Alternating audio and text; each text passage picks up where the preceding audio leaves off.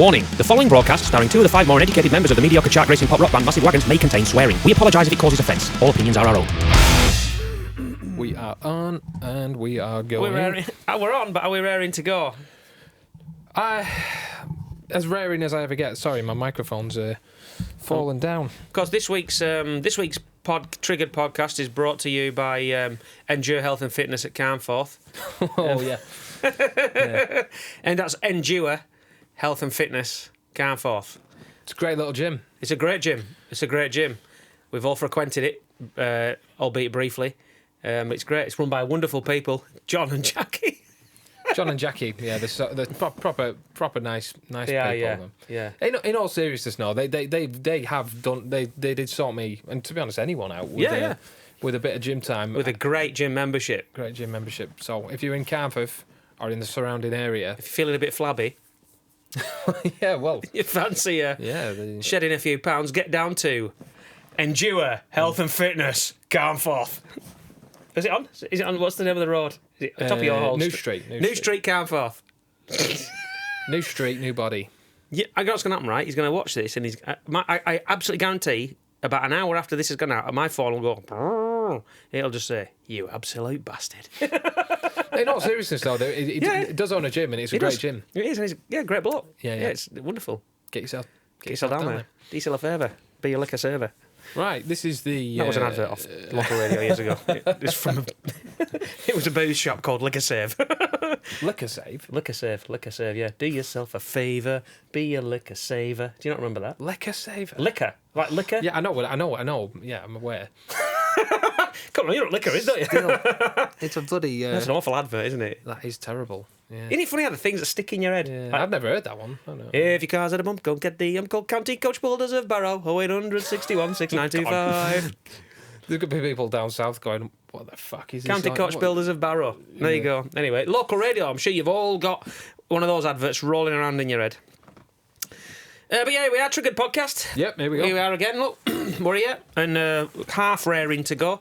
We've changed the format a little bit. We're still going with the binning idea. Things are going in the. We're going to decide whether things go in the bin, but we're not going to. It's been a bit of a mission, hasn't it? Just trying to harvest content for. It's that, and it's also trying to get people. People sending plenty of suggestions, but it's hard to argue a point when people are just sending in things that are obviously awful. It's hard to defend nuclear weapons. It's hard to defend something. Well, I reckon we could get quite a juicy episode out of that. Do you reckon? Nuclear weapons? Nuclear weapons, yeah.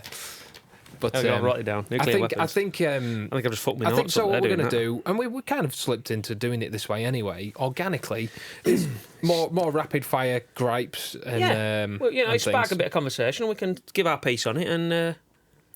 Decide whether that person has a right to win. As a listener, you can then switch off and go and listen to a decent podcast. People that know what they're doing and have a sensible topic. It's all in good fun. It's all in good fun, and we typically end up talking about whatever we want anyway. So we've now got a Facebook page, and we have sort of built it as like an online therapy page. Yeah, come down. We're like your online. Get things off your chest. Have a gripe. Have a moan. It's a friendly atmosphere. Nobody's gonna. You're not gonna trigger anyone because that's the idea in it. Because you just look daft. If you get triggered, you see. And it is all in good fun. We're learning to communicate. That's communication skills. When you strip it back, that's what we're peddling here. Yeah, communication skills. Anyway, I'll stop waffling on. Can I kick it off with? You can kick it on. Yeah, I could kick it off with. Can I kick it? Sam Young guy. Sam Young. He. One of our patrons. I was going to make a Wayne's World joke there, but I won't. He's called Sam Young, and he's a dude. Let him up. At my peril, at the Patreon bash, we have an annual sort of gathering of our Patreon supporters. Yeah. And the patrons. And as a bit of a kind of thing, someone, if you're a guitarist or a bassist or a drummer, can get up, and there was a bit of a Patreon band got up. The takeover. And I gave Sam my guitar to play. He was great, wasn't he? Unbeknownst to me, the guy can shred. The guy can actually play. And I'm like stood there going like, bastard. You're like, this is going to be funny. Not even small. He was brilliant. He was they were great. Yeah, they were all great. Do you know what? I had a similar thing. Yeah, I stood side the stage and they started going, and I was like, what have we done? Fucking hellfire. We've let them. We've never let them know the power. like We that. keep innit? kidding. We've been kidding on for years how hard it is to get, to be a band and to be tight, and then they get up. And... Ian got up on drums. Ian Allison, Steve Betts was on the bass with his mega. Didn't he come as Lemmy? I think he came as Lemmy. He but looks a bit like Lemmy anyway, doesn't he? He just looked like he was. That's what he dressed like. Yeah. And Natalie. Oh my God. She apart from the 15 ciders she drunk, she was incredible brilliant. vocalist. Fantastic. Yeah, absolutely brilliant. And Sam got up as well, so it was just great. And they played Hotel. Might look daft. It's the kind of it's the standard cover in it. Really, it's the go-to, isn't it? It's the go-to. Anyway, but Sam of guitar and Patreon fame, he's sent this through, so he's triggered over league pool players. League pool players. So he's prefaced this a little bit. I like to drink in a pub in Worcester. Nice place, Worcester. Worcester. Been to Worcester? Yeah, but you're just nice. looking at the word Worcester, it doesn't look like it should be Worcester. Yeah. Worcester.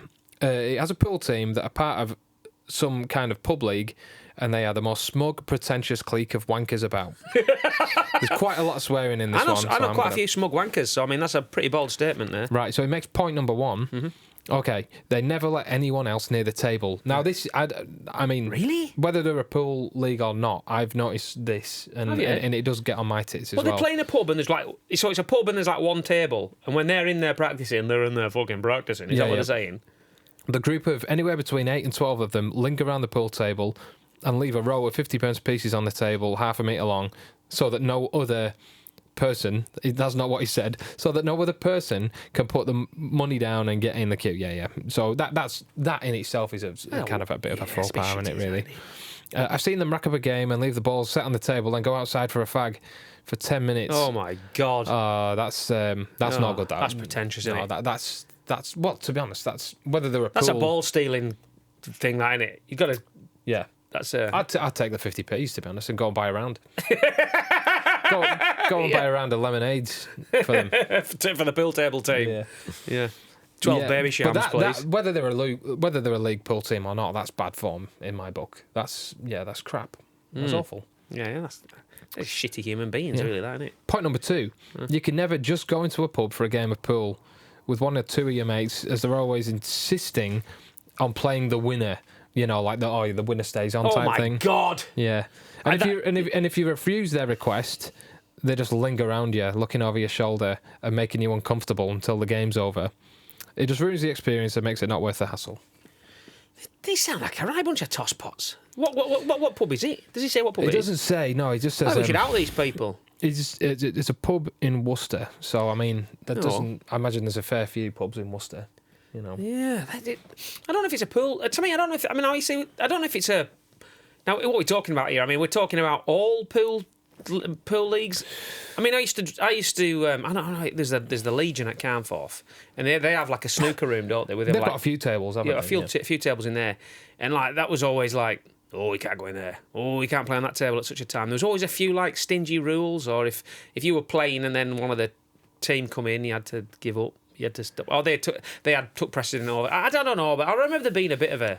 There was a bit of a pretentious air about it. I assume the might be wrong. But these are the pool tables that are like the purple ones. That are sort of a bit more professional, not your bog standard pub pool table. No, if they're paying 50p a game, it would just be the standard one. Just the standard. Aren't the balls smaller and stuff though? Like with the yellow and red balls, that's different to the ones with dots and stripes, the proper. Do you know what I mean? You got American pool. Well, that's where the balls are massive, aren't they? Well, that's what I mean. Bloody hell. Yeah, well, I mean, either way, to be honest, it's a bit fucking... I don't know if we're talking about pool leagues and people who play pool or just these people. I think he's... Well, he's... I know people that play pool. They're all league right. pool players. League pool players. He specifies the players who do this. It's just... It's the if you're good at it, it's the hogging and not wanting everyone to know that this is your thing. Yeah, exactly. I'm in the team, yeah. Well, that's terrible. Number 3, league pool rules. I've played pool the same way since I was a kid, but apparently the league they play in likes to change their rules on how they play pool twice a year. Again, I'm cutting some quite hefty swear words out of this. All right. This means there's no end to one or more of the wankers watching you play and pointing out all the mistakes you've made, shots you've missed. Oh my God. Or shots you don't subscribe to. Oh, if you don't subscribe to their poxy rules. So, all right, I see. So if they come on and play you, you're playing by their rules. Yeah. This sounds to me. This must be like one of the American pool dots and stripes type tables. I mean, I'd just laugh in someone's face if they were doing this on a one of those green cloth With big holes in it. with the big holes and roots And down like it. the Yeah. cues that when they go digga digga digga. Yeah, they go digga digga digga, and they're like, And there is no chalk. they're like bananas, Yeah. and the table's on the piss. Yeah, there's a few beer mats under one of the legs. I've got to assume here that this is. Fuck off, mate. Yeah, Yeah, that's weird, isn't it? Do you not think? I like pool? Don't get me wrong. I like the game pool. I'm with you. Yeah, I don't mind, It's a great game.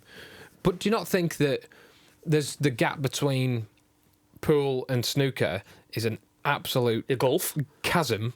Yeah. They're non-comparable. It's like if you're good at pool, you probably, I don't know, there's probably 20% of the population are all right at pool. Yeah. If you're good at snooker, properly good at snooker, It's probably about 0.5% of the population. it's a minuscule amount of people. Oh, they're staggering that. Snooker players, they just... When you watch it on telly, the first time you see a snooker table, if you've been watching it on telly and then you go to play snooker, you just realise just how big them tables are, don't you? You're like... Because you're always looking at it at the angle, aren't you? you're like, wow, Yeah. how the hell did they do that Yeah, on it's these insane. tables? Staggering, it. Snooker's... Yeah. And they're kind of, it's a bit like, Poxy pool players. yeah, well, this is what I mean. What have they got to be smug What have you got to be about? proud about? What have you got to be smug about? Eh? It's pool. It's not that difficult. No. It's not that difficult. And I'm not a Here we great go. player, but it's like on the right day, I could probably, as you could, and almost every lad Give I somebody know, a good game. give anybody a good game and beat them. Yeah. On no day between now and the rest of my life would I ever be able to beat a snooker player. No, you're absolutely right. Ever. No, you're right. Yeah, you're right. I know this isn't a snooker pool. But we're making But it I'm that. making it that. I told you, We're we making hijack it that. when we make it that. I sometimes wonder when I watch. You watch temping bowling, like Grandad, bowling. And it's like as opposed to Crown Green. as opposed to Crown Green bowling. It's like you can get. It's like the similar thing. It's like you get a strike. So he needs a strike. Oh, he got a strike. It's not like this. I don't know. It's a hard thing to get a strike. But they get strikes all the time, and it's like it's not really a shock when they get a strike. Yeah, I know what you mean. Do you know what I mean? Absolutely, yeah. It's well, again, that's a game that There's not a gulf of moves you can do, is there? No, or it's no, like no. it's you're knocking them over. that 7-10 split. the lane is this wide, Yeah. and there's not much room for error unless you're going to chuck it into the edges there. Yeah, the ball's the size of a watermelon. Yeah. I do appreciate because I am shit at bowling. It's consistency in it though. With It's- bowling. that sport, It's been able to do it 10 times or however many times in a row without any deviation. Yeah. That's what you need. But yeah, I mean, pool. We're Come digging on. ourselves an hole here, aren't we? No, bollocks to it. Pool. pool is like, I don't know. You can't. You've got For no, losers. No one's got any right to be smug over Being good being at all pool. right at pool. No. It's not like skate. Yeah, it's not like the professionals. No, They're playing in a exactly. pub league. Yeah. Basically, if they were a man down and you were drinking at the bar, you'd say, I'll play. Be all right. I might be imagining this, but I'm pretty sure it's on YouTube, so I'll soon be able to verify it or not. Is this like the Gary Moore album? It's Ronnie OSullivan. Private joke. Ronnie OSullivan goes to America to compete in a pool league. Oh, yeah, right. As a kind of it's a professional pool Wild league. card. It's a bit of a wild card type thing. Yeah. Absolutely, just without even breaking a sweat, just Vaporised everyone. Yeah, vaporised everyone. It's like Ronnie. but That's what you get I'm it. sure anyone. I'm sure He's a character. I'm sure they could have all done that. Yeah, I watched the He's a fair man, isn't he? the one that I watched a bit of. I like snooker. I watched I don't a bit of the Ali Pali. I like snooker that much. I can't remember the name of the bloody tournament. The one that was on last week. Yeah. And he played Mark Williams. Two like they've been around a long time. Oh, yeah, you know. yeah, Mark Williams. Yeah, Mark yeah. Williams. He's a Welsh guy, isn't he? The big, Yeah. tall, skinny guy, yeah. Mark Williams won, and but Ronnie OSullivan seemed to be like the most chipper kind of character that you've ever seen, because I know he goes through dark periods, doesn't he? Like, Well, I watched the video on social media. It was like a reel or an Instagram thing, and it was a clip of him playing at some point, and somebody plays a shot he's playing against, and he gets up to take his shot and bashes into him, like shoulder barges him on purpose.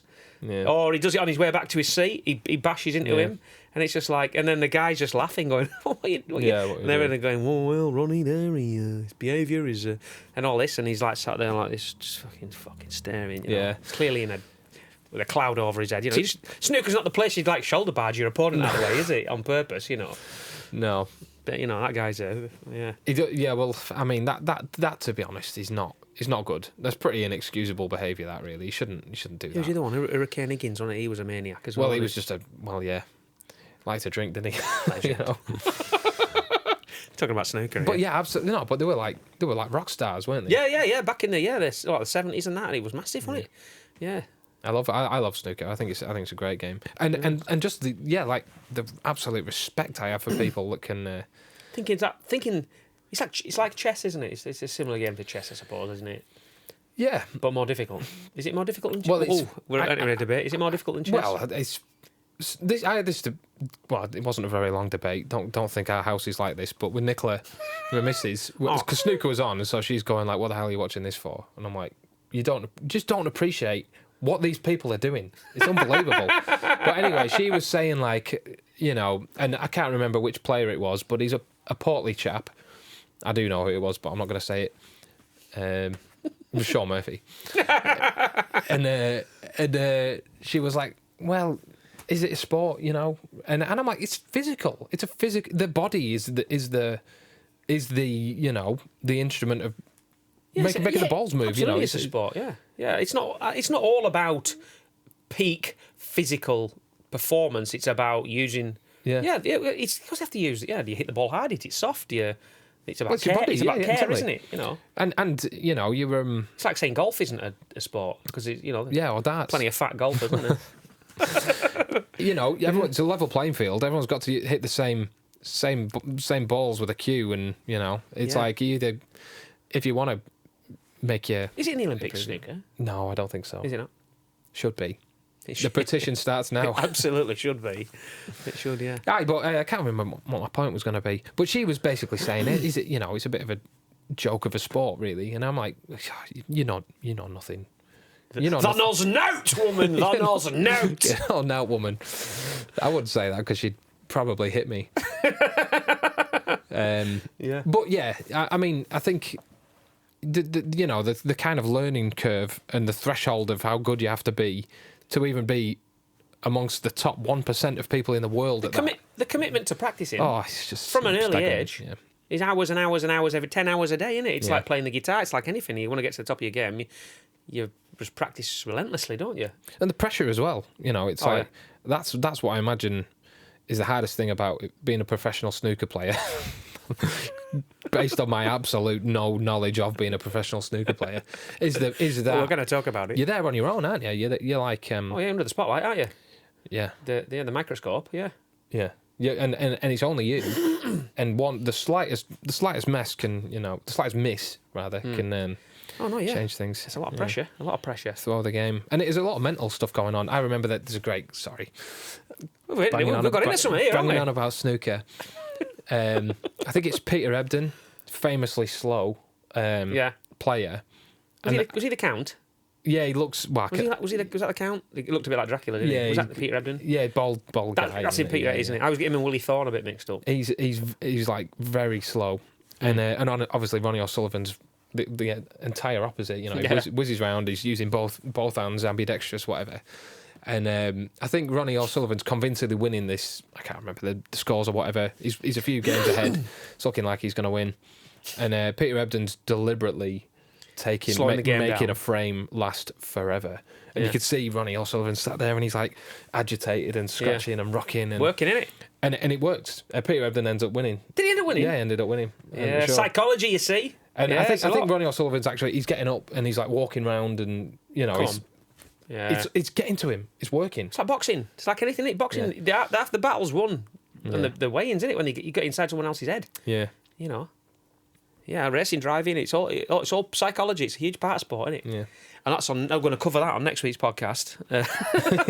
Sports psychology from two guys who know absolutely fuck all about the subject. Well, snooker is yeah, it's a good game, snooker. Anyway, that's definitely not going anywhere near a fucking bin. No. Neither's pool. Don't get us wrong. I'm not bashing pool here, but you've got no. I think the point was that you've got no right to be smug about getting good at pool. Yeah, smug. Well, I suppose you could put it down. You could smug people on pub teams or anything. Club level people.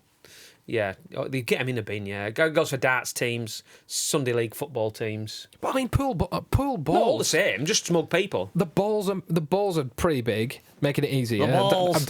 I'm making an inappropriate ball hand gesture. here.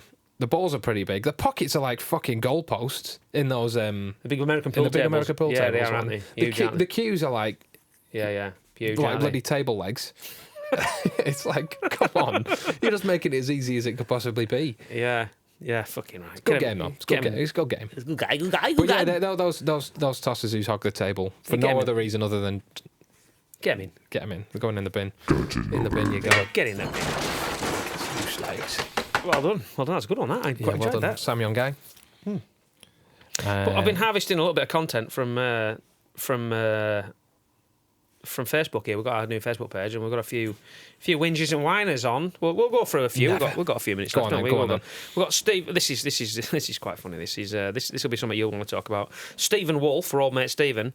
He's been toying with this one for a while now. After learning that he has been named a permanent fixture on Countdown, it tipped the scales for me. Colin Murray, WTF. Colin Murray, Irish guy. Started out life on. I don't know if he did start out life, but he came onto my radio. Presenter? Yeah. Radio Oh, 1. is he Countdown now? Yeah. He's like you know what I mean, Irish, and he was on the radio. He was on Radio 1, shy. Yeah. And then they naffed him off, and he ended up on like telly. And then he was doing the darts for a while. Yeah, And then he was doing a bit of sport. That's an odd choice. He was doing the darts, and now he's doing Countdown. No, that just smells like he's just like the guy that.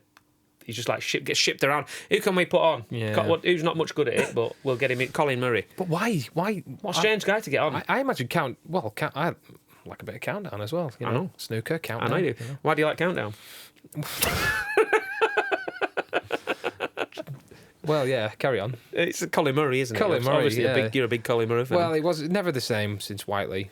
No, he was an institution on there, wasn't he? Really, it's like I don't know.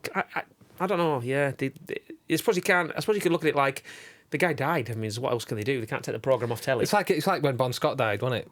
Well, it's similar. Yeah, that was the comparison I was thinking of Was it making, really? but I didn't make that one. I'm glad you said it and not me. It's like when Bond died and everyone said AC/DC is shit with Brian Johnson. Yeah, it's like, well, it's exactly the same. it's exactly the It same. has to carry on. He wasn't does. fired. You know. I don't know you whether can't Colin Murray is the man for the job, Do though. you- It gets on my wick. Did you know that Richard Whiteley was the mayor of Wetwang in Yorkshire? Was it really? Yeah, Wetwang. Oh, it used to be Vorderman, didn't it? She used to be on it. She's the mayor of Wetwang. I'm bloody. Oh dear. I bet you she's look had on her worse. I bet she's had worse nicknames. You look on her Instagram page. God. But yeah, Colin Murray. Yeah, I don't know. Jury's out on Colin Murray. Isn't? It's not a witch hunt for Colin Murray, but he is. Well, who was it? It was obviously Whiteley, and then it was the. He did actually mention who else was on before Murray. Who did it for a while, and I can't just remember who he said it was. Well, there was the older because he said, dude. "Oh, even he was better than Murray." Yeah, there was the older dude, but then I'm sure there was someone else. Can't bloody remember now. Right, what the fuck do we know? Anyway, yeah. I haven't watched Countdown for a while, but No. I imagine that's annoying. Who's the guy? I tell you, else is a good program like that. 15 to 1. Do you ever watch that? I Yeah. can never answer any questions on that. With the like. little green lights. Yeah, they're that great. went It's off, good, yeah. good program. Yeah, Isn't I remember it? Anyway, Ad Brealey. We'll go back to last week. We were on about the pineapple. That's also Carol Vorderman's nickname as well, I bet. What? 15 to 1. Oh God. Sorry, Carol. Moving on. Ad Brealey. We're going back on the pizzas. It's a hot topic on the Triggered podcast. Is pizzas, pineapple on pizzas especially. He said that Papa John's do an all-day breakfast pizza.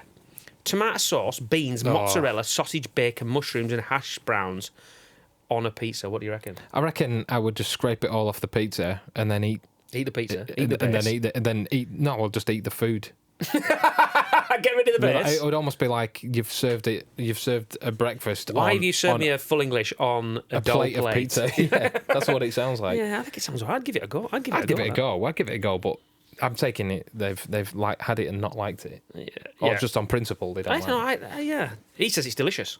Oh right, I really likes it. I think he was just offering his opinion really on pizza toppings because we covered it, on the pineapple thing. And I was like, is that got the principle of this? What this is about? This is why I love this. Yeah. All right. I'll tell you what, it's great. No, I think he was just seeing if it triggered us a bit, really. No, I don't think so. I'd give that a go, me. I think so. Yeah, Papa John's pizzas are great. I do like a Papa John's, are nice. There's one in Lancaster, isn't there? I've never had one from there. I keep forgetting it's there.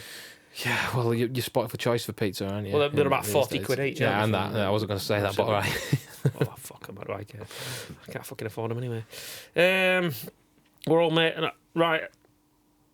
We've got one here, and I do apologise, Andy, if I can't. If you want to try and pronounce his surname, I do apologise.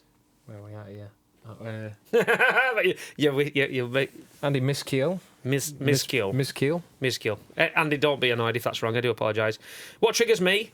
Knobheads who talk all the way through support acts at gigs. Disrespectful to the artists and other gig goers. Yep. I've paid to listen to the band, not you. If you want to talk about someone who got kicked off Strictly Come Sequins on ice last night, piss off to the pub and let me listen to the band. Do I need any more reasons? Yeah, I agree, Andy. Never used to bother me till I noticed it, till people pointed it out, and then it's like, yeah. I just thought that's what people did at every gig. That's what people do at our gigs. Talk about something else. Just talk about something else. I could see him. No, that's a good one, Andy. Yeah, no, yeah, that's awful. Yeah, I don't like that.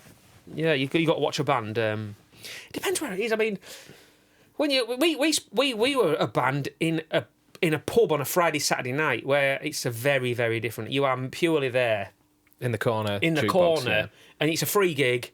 And people are talking and shouting and fighting and doing whatever, and there's a few people at the front might be watching and you. Worse. And worse. So we were brought up not really noticing that. We were just used to people talking and shouting because we just didn't care, did we? Just carry on playing. But I suppose when you go to a show and you've paid 20 quid, 30 quid, 600 quid Bruce Springsteen to go and watch, however much his tickets are, you don't want people talking, do you? No, especially not just from the artist's point of view, from your fellow gig goers, I wouldn't do that. I don't like it. I'm very conscious of that. I'm already very conscious of because I'm above average height, standing in front of people and them not being able to see. I already feel like I'm ruining everyone else's experience of the gig without chatting all over it. So yeah. I think we've got time for one more. One more. Oh, this could be a big one. This one. Go on then. Our old mate Russell Bales, he regretted it and tried to backtrack. The Belston Bomber. The Belston Bomber. He tried to kind of backtrack it. Go on then. As soon as I replied to him on Facebook, he was like, no, don't mean it like that. I was like, no, you've said it now. He said, so-called celebrities sporting iconic band T-shirts with sparkles on from Topshop when they've never heard a song by the band. Oh. You're one of them, aren't you, Russell? Right, yeah, well, that's whatever. You can't wear that T-shirt because you've not listened to the band, eh? The gatekeeper. You gatekeeper. You're a gatekeeper, Russell. The Bilston gatekeeper. Eh? That's your new nickname. Eh? Get that T-shirt off. Yeah. Eh? Name 3 songs. That's the classic, isn't it? Yeah, exactly. Name 3 albums by Slayer. Yeah. Got yourself a fan. Yeah, it's just tough. I don't. To be honest, I don't think I could tell you 3 albums by Slayer. So something to do with blood. Something to do with skulls. Raining Blood. Oh, Death. My chaps are too small. Being bald is great. That's it. That's it. I don't know. Being bald is great. I really hope I never meet Kerry King one day. Oh dear. He hopes he meets you though after that. No, he will do with those chaps. with his hardcore assless chaps on. Oh. Yeah. Did he wear assless chaps? I'm sure he did at one point. Yeah. He looks like the kind of guy that would. Kerry Queen. Kerry Queen. That's who called him that. Nugent. It was Ted Nugent. Ted Nugent. He don't like Kerry King. Kerry Queen. Oh, it's something like. Do you know what I'd call a bald man with assless chaps from San Francisco? Kerry Queen, something like that. I don't know. I will go to Ted Nugent because he'll probably shoot you, wouldn't he? So whatever you think of Ted Nugent, he does not give a shit, does he? We're going to have to wind this up, I'm afraid. It's probably a good place. We're talking about Ted Nugent. It's probably a good place to wind up. Talking about Ted Nugent and Kerry King, both people. But yeah, public killers, today's podcast is brought to you by Endure Health and Fitness. Endure Health and Fitness. For all your health and fitness needs in Cardiff, New Street, Cardiff. Check it out. Check it out, yeah. Until the next podcast. Thanks a lot. Cheers, guys. Bye. Drink a